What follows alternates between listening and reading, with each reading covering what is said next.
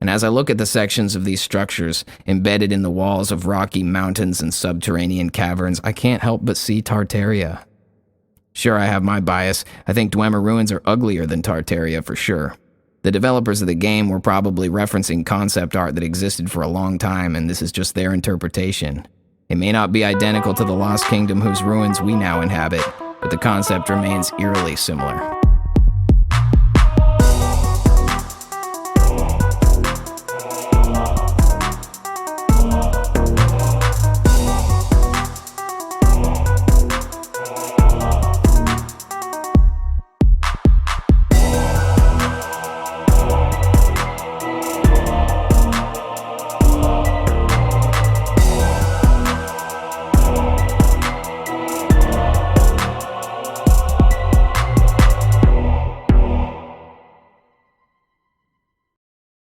It's difficult to put into words how profoundly my worldview has changed over the last few years.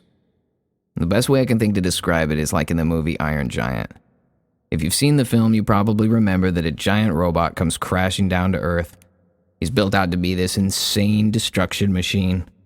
But because he hit his head on the way down and lost his memory, he behaves a lot more like a lost child than a giant killer robot. I mean, eventually he's able to get his memories back, but initially he's totally lost and confused in a world that he doesn't understand. And that's how I feel. That's how a lot of us feel. Because we've hit that stage of awakening in which we know that most of our reality is fabricated. We know that so many things we believed were intentionally created to deceive us. So we find ourselves questioning everything now, looking in places we never would have, hoping to find answers to questions we were taught not to ask. And it takes a lot of courage to unplug from what we've been taught by the programmers of our world. We have to be willing to completely rethink what's possible. For people in my generation, it isn't that hard to understand because we all grew up playing video games.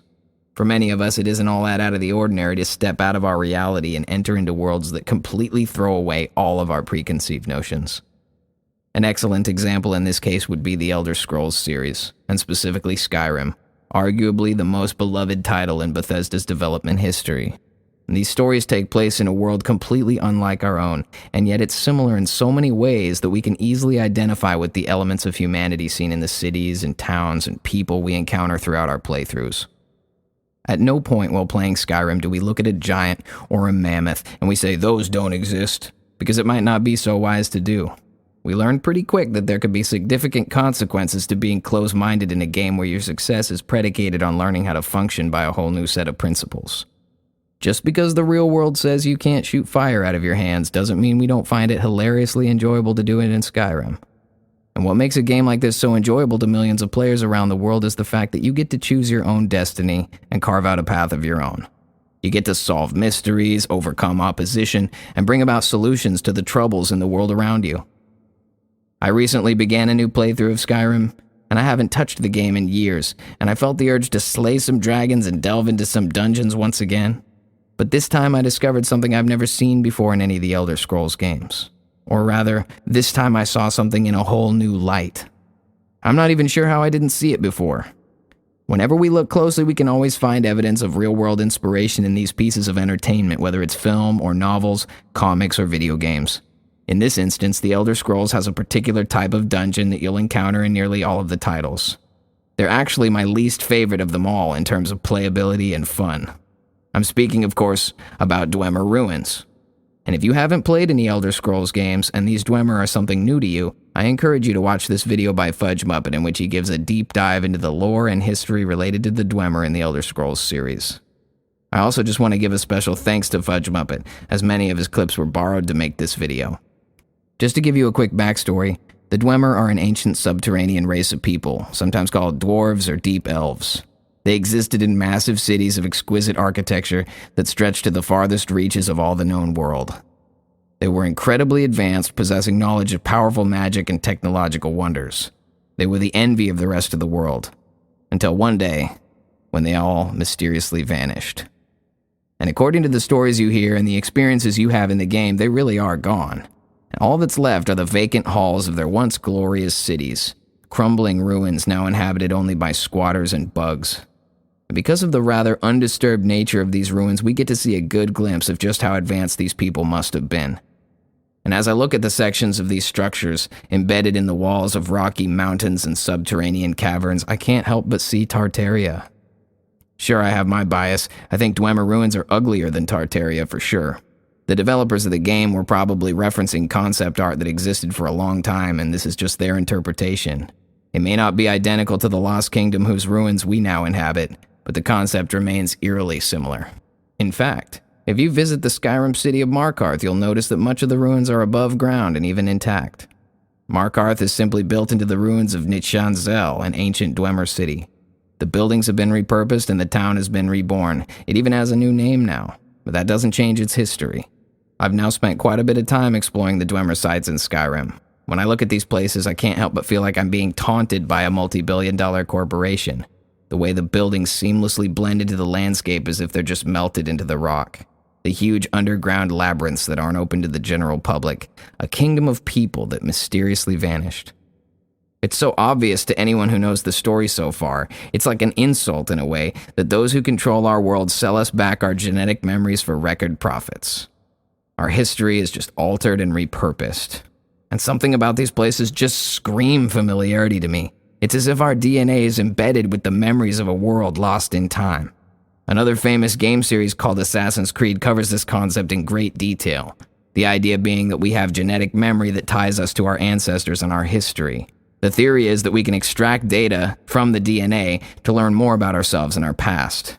It would explain why concepts like the Dwemer in Skyrim and the Kingdom of Tartaria are so easily digestible to us. If it truly is our lost history, and we were once a highly advanced and unified human race, then the imprint in our genes must be what makes these stories so appealing.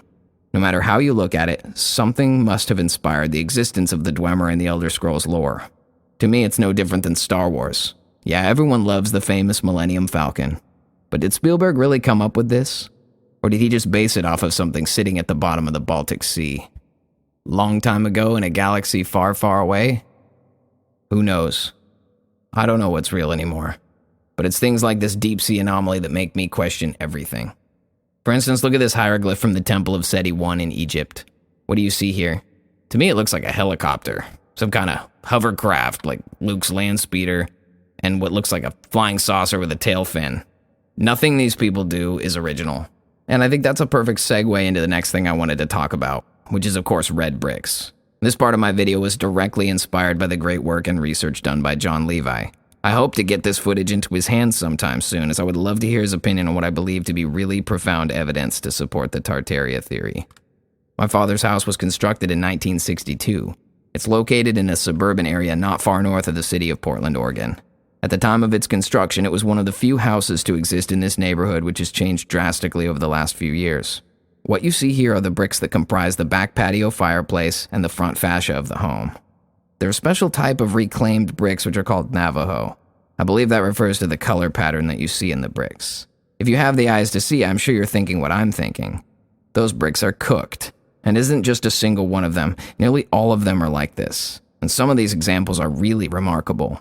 Now, I'm not here to try to win a debate, but I think if I was, I'd look no further than this hard physical evidence. I'm sure there are many people who will claim that scorched red bricks are just the product of being created in the first place. I can imagine the idea sounds something like this. Before the red bricks are initially fired and hardened, they're stacked into pallets to dry before being loaded into massive kilns. The bricks are then heated at approximately 2,000 degrees to evaporate any remaining water. The bricks around the outside of the pallet are exposed to the most heat, therefore they can, on occasion, be burned and turned black. Now, nobody said that, but I just assumed at some point somebody will make that claim. Luckily for us, this video shows that despite reaching a red-hot temperature, the bricks emerge in perfect condition. The point I'm making here is that even exposure to constant extreme heat isn't enough to melt these bricks. They say the mortar mix used in brick walls has a lower heat resistance than the bricks themselves, so the idea is that whenever a large brick structure catches fire, it's the mortar itself that gets compromised by the heat, which causes the buildings to collapse. Well, I guess that's up for you to decide. According to these sources, house fires can reach a temperature of up to 1,200 degrees Fahrenheit. Or, if you ask this site here, up to 1,500 degrees.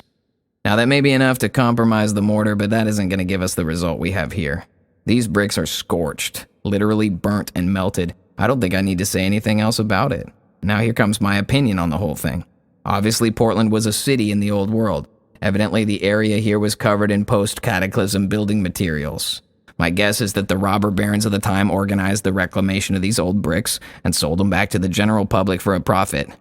The previous owner of my dad's house probably paid a reasonable amount of money to have this fireplace in front fascia made. Obviously, these barons were still in the business even up until the 1960s. Makes me wonder if we can still find bricks like this for sale today. I did look around a little bit, but I didn't find any. I know that I've never seen these bricks anywhere else. To me, they're very strong evidence for the plasma surge, rapture, cataclysm theory. The same kind of concentrated energy that produced the Shroud of Turin at the resurrection. Concentrated, unleashed, raw ether energy, simply consuming the world with fervent heat, just as the prophecy foretold. As always, you'll have to decide for yourself what you want to believe. I hope you enjoyed this video. Please consider liking and subscribing for more videos just like this in the future. And as always, take it easy.